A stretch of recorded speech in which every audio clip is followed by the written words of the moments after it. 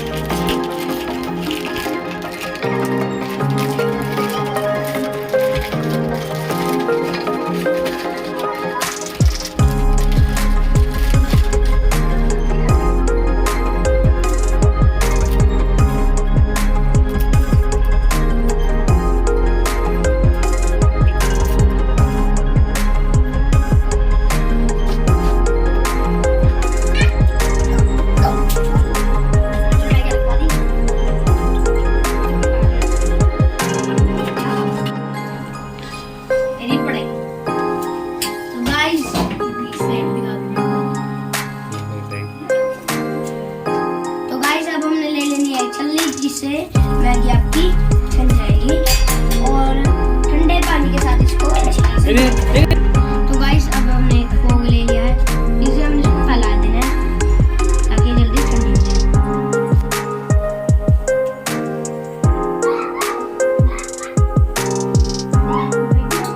तो गाइस इसको आपको साइड में रख देना है, ये अपने आप ठंडी हो जाएगी, अपने आप ठंडी हो जाएगी ऑटोमेटिकली। चलो तो अब हम आपको एक बार कट करके दिखा।